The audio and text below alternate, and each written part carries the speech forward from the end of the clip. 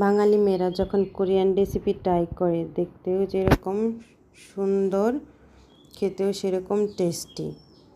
Korean রেসিপিটি আলু দিয়ে তৈরি করবেন, ঝটপট নরম তুলতুলে কোরিয়ান ভাইরাল রেসিপি। তার জন্য আলু নিয়ে নিচ্ছি সিদ্ধ করে, একটু লবণ আর কর্নফ্লাওয়ার দিয়ে 2 চামচ।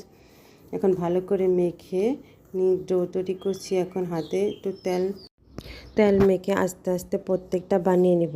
আমি যে কোরিয়ান রেসিপিটি বানিয়েছি এটার নাম যে কি কোরিয়াতে সে আমি জানি না, যে নাম জেনে কী হবে, খেতে মজা হলেই হবে। কথা বলতে বলতে এদিকে শেপ দেওয়া হয়ে গেছে, কিছুটা মাশরুমের মতো শেপ হয়েছে।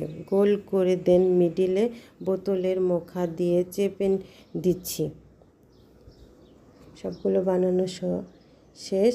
এখন এগুলো গরম পানিতে দিয়ে দিচ্ছি সিদ্ধ করার জন্য। হালকা 2-3 মিনিট সিদ্ধ করে নিয়ে একটা বাটিতে বরফ ঢেলে তার মধ্যে দিয়ে দিলাম। সবগুলো নামিয়ে নিয়েছি। এর মধ্যে এখন কড়াই দিয়ে দিলাম চুলায়।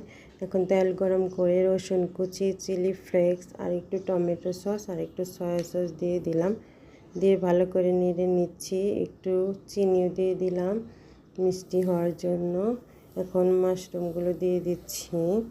সবগুলো দিয়ে কিছুক্ষণ নেড়ে চেড়ে এটাকে রান্না করে নিচ্ছি। দেখতে পাচ্ছেন আমার রান্নাটা কেমন হয়েছে।